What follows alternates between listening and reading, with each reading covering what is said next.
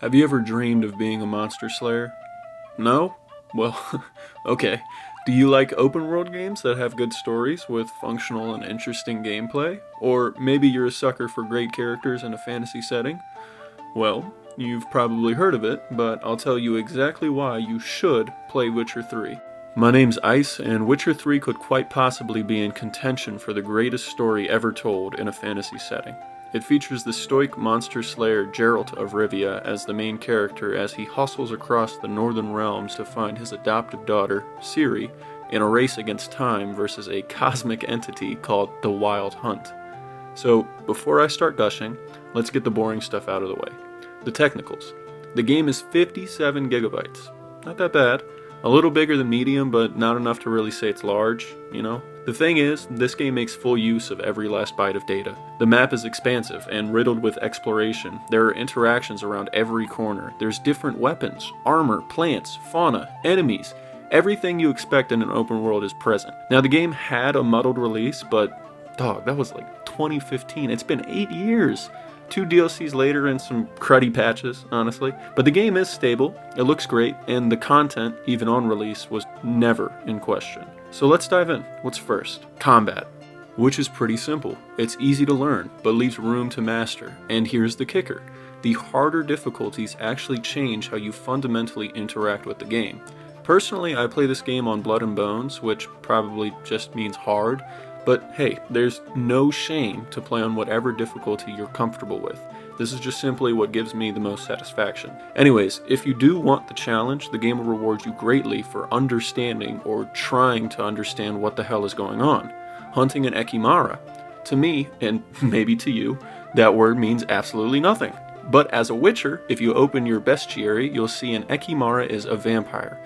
It'll describe how it fights, any special traits, and most importantly, its weaknesses. Now as a Witcher, you possess 2 blades, a steel sword and a silver sword. Steel for humans and animals, while silver is for monsters. You're versed in magic as well, possessing 5 spells, Igni, Fire, Axii, Jedi Mind Control, Ard, Fusroda, Quen, a barrier, and Yrden, essentially spellbinding circle. But the most interesting utility, at least in my opinion, is alchemy. Here you'll make bombs, potions, and oils that'll provide an upper hand in certain situations, as well as healing, enhanced stamina regeneration, and damage buffs. All 3 of these singular categories just meld together and work in harmony. Everything kind of supports itself. So you'll find yourself prepping your blades before battles. Say you're heading into an area teeming with necrophages. You'll know to oil your blade, gulp a little thunderbolt, swap signs over to Quen, and get ready for war. But wait, there's more! You then have dodging, parrying, counterattacks, and finishers. You'll get so goddamn confident in being the best swordsman of the age, which you canonically are, that you'll toy with your opponents, dance around them fleet-footed, dodging every step they take, parry every single strike that comes your way, only to greet them with the futility of trying to topple the main character. You'll find yourself dancing to the rhythm of battle, flourishing your steel in outrageous animations where you spin and cut like a ballerina, dazzling not only your opposition, but yourself at times, while cutting your enemy in half or decapitating them as you press on. Hell, even after you burst them to the ground with like Ard, you can get an animation to shove your blade through their chest while they're lying on the ground. It's satisfying in a really demented way, I guess. You've also got a very well-crafted skill tree. Its effects range from passive buffs to unlocking actual new skills that can change the function of other things, such as the healing benefit from food. There's also a really sick spinning move with the sword. It takes a while to wind up, but it looks cool. And for the most part, there's no level requirements. Instead, it's typically based on how many points you have invested in one particular category, like red or blue. The different colors. So I'd suggest going balls to the wall for a specific build rather than trying to do a jack of all trades. But I will say builds in this game are not really necessary, regardless, you're going to end up being pretty powerful. Your skills can then be further augmented by these things called mutagens that apply an additional passive buff that, again, just serve to make you more powerful. The game provides all these options that just make you feel in control. They make you feel powerful. They make you feel like a Witcher. It's otherworldly what this game accomplishes, but I'm getting ahead of myself, so let's talk about the story. It's great. It's great. Truly. Again, I'll say it every time for new viewers and old, I dislike character-driven stories, but I'm no fool. I can recognize a good story when I'm told one. This one is good. This one's really good. And I didn't even play Witcher 1 or 2, and I still think it's good. Coherent. And I can tell you what's happening and the general significance of it. Those are the hallmarks of good storytelling. And the character work. Oh my god! Oh my god! A main character that has healthy relationships that aren't based on the person being a shopkeeper or a potential love interest? What? That's unheard of. If you played the game, you cherish Dijkstra, you cherish Sultan, you remember the Bloody Baron, Lambert, Eskil, Vesemir, all those dudes, they're like your homies. Fuck yeah! Summon the bitches! Even just the random people you talk to that lead you into quests have personalities. Try it yourself. Every bounty you find on a notice board is fundamentally the same mission, but it leads you to a different person, in a different situation, needing help for different reasons. Not everyone is rich. Not everyone is poor. Not everyone is worried about the same things or share the same morality. It's a real world. People are different. They have side conversations. They'll comment about what's happening around them that's specific to where they are. Citizens of Novigrad won't recite all the same lines as someone from Ho-Hum Fishing Village number 3. And then you've got the actual quest design. Stellar! Stellar! These aren't one-step, you're-done quests.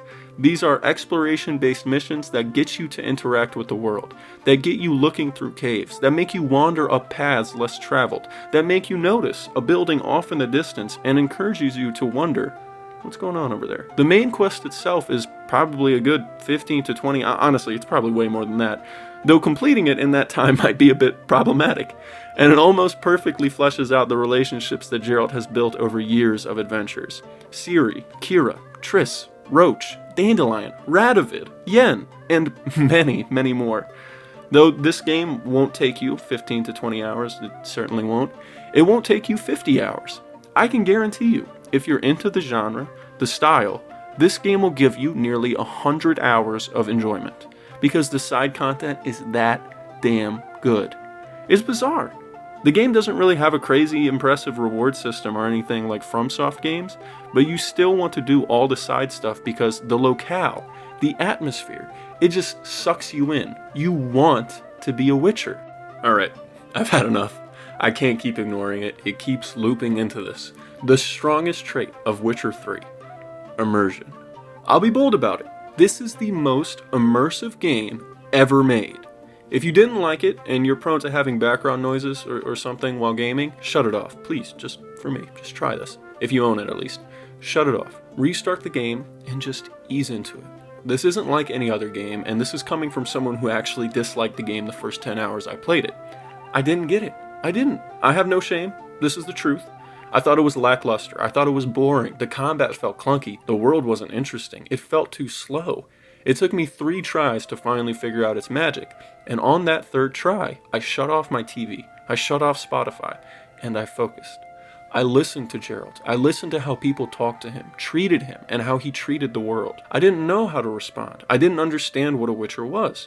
But I saw it. I saw the terrors. I saw the misery. I saw the greed. I saw persecution, prejudice, and it all put me into the boots of Geralt. I felt the weight of his steps. I felt the urgency in his chase for Ciri. I felt the love he had for Yen, the history he has with Triss, and saw the consequence my mistakes inflicted on the world. I had to become Geralt. And at a certain point, you do become Geralt. When you learn and handle a situation exactly like a Witcher, it's just so gratifying. When you come into a dangerous situation but have the utmost confidence you're prepared, you find yourself doing all the small things like it's second nature, you feel like a total badass.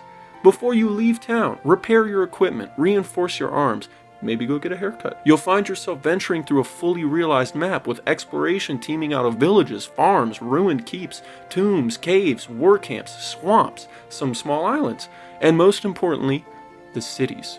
Novigrad is particularly gorgeous, filled with the history and aura of a place that feels like it actually exists. There's sewers, alleyways, explorable homes, jam-packed with bars, brothels, a bathhouse, hostels, a gambling ring. I mean, just look at the architecture of the city. It's lush, it's gorgeous. The areas outside characterize the world even further, sprawling manors that house balls and the wealthy elite, or farms touched by war or touched by evil. plus the remnants of past structures to show the age of the land, crumbling hideouts, abandoned experiments, lined with diagrams, notes, and books that offer insight on history, and reward you with new crafting schematics, quests, or information on characters and monsters alike. This is an open world. The conversations you have all help aid in creating this air of a fairy tale, a long dream that sticks to your mind for weeks. Each little detail placed with purpose, each word spoken to cull you into playing more, into believing you're a Witcher, into believing you're Geralt. Even the hunt for Ciri feels gratifying. Each step you take towards her, you may be liable to clean up a mistake or walk into an encounter with a wild hunt. Side quests that have genuine decisions with possible mistakes that bear actual consequence. Mishandle a monster. Maybe it happens to go on a rampage. Take the wrong action. Well, you may be looking at death right before your eyes. These minor details that load weight into every action, integrating you deeper into the world and its lore. Witcher 3 embraces morality, consequence, and decision making because this is reality. No one is perfect. No one never fails, and the issues are rarely black and white. These things make me appreciate stories and games so much more because it doesn't feel like I'm watching a movie or the voice actors involved are reading a script. It genuinely feels like it's a microcosm of life. I can make a mistake that changes the world, that changes a character's perception of me, or I can do the right thing and feel good and dandy about it and gratified for making the right decision when the pressure's on. It supplies agency to the player. You can take the game as seriously as you'd like.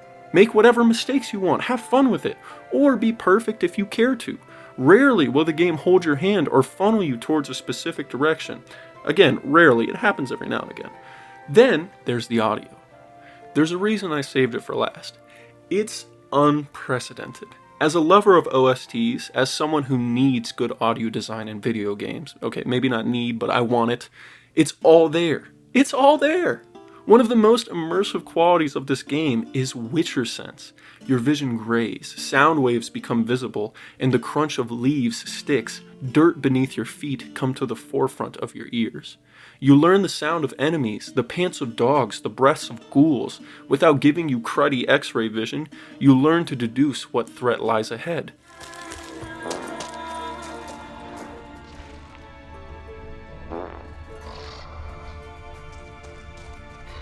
What? Eat, you. The burst of folk music then comes in when combat commences, as your endorphins just start firing off and you think it's time to dance.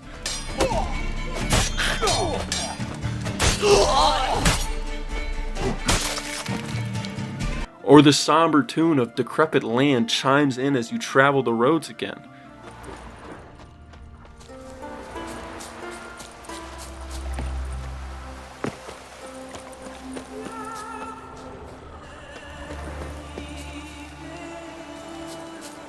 The world isn't real.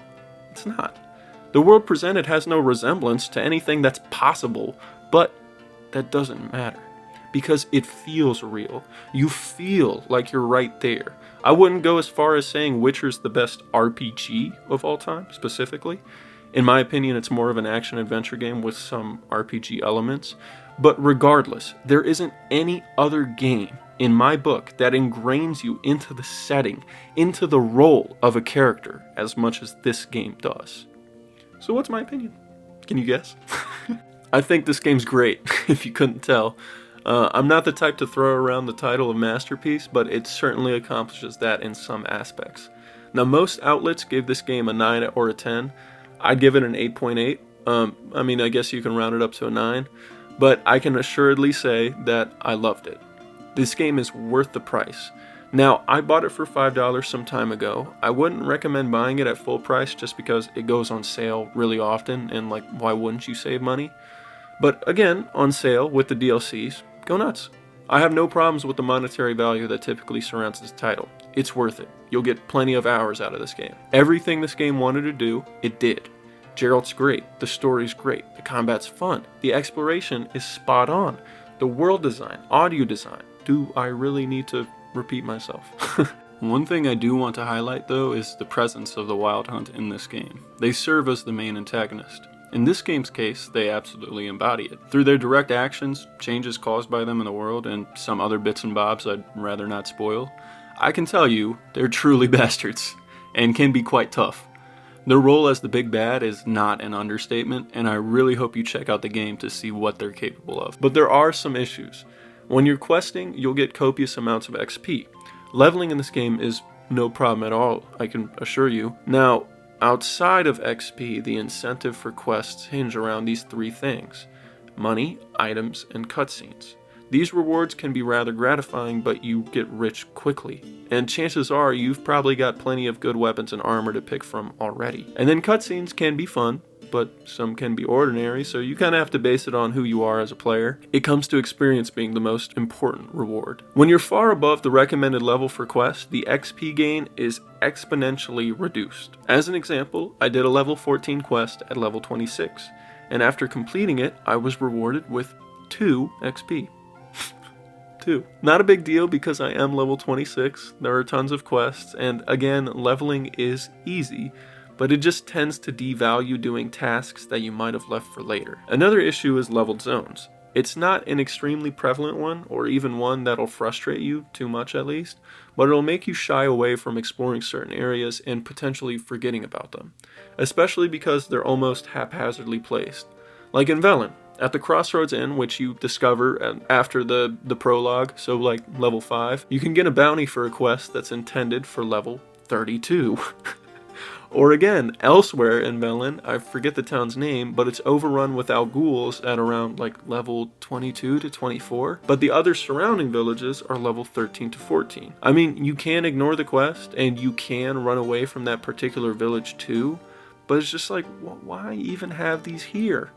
I get it's an open world, but it's just like, damn, in between 13 and 14, really? I don't know, but either way, once you hit like level 20, you're probably good enough in line with the proper oils and whatnot to take on threats at any level. And then there's just minor gripes that I have. Carry weight. You only have 60 pounds for carry weight, as far as I can tell.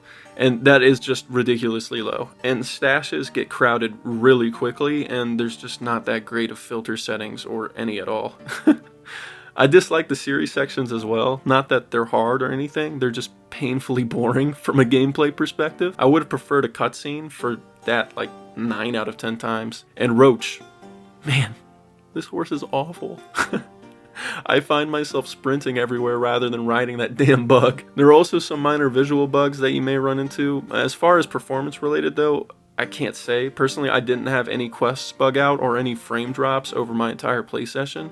But as for the visual bugs, at least, rebooting the game seems to fix it. In total, I do really think you should play this. Of course, it's just my opinion. You're liable to disagree. That's fine. It's definitely not the most suitable for a casual gamer, like say you just want something to turn your brain off to and go nuts. I'd say this one's better if you need an escape, if you love stories. If you give it a chance, this game will pull you into the screen and you'll lose hours at a time, though in a very pleasing, satisfying way. Well, that's my time. If you want to hear me talk about more stuff, make sure to subscribe, like the video, I don't know. I try to post at least 3 times a week, mostly shorts, and then one big video at the end of the week. And, you know, if you just got something to say to me, leave a comment. I'll read it, probably. Thanks for watching. I hope you have a great day. Bye-bye. If saying bye wasn't good enough, then take some more time to check out this other stuff. Not everything I make is for the sake of reviewing video games. Sometimes I just want to talk.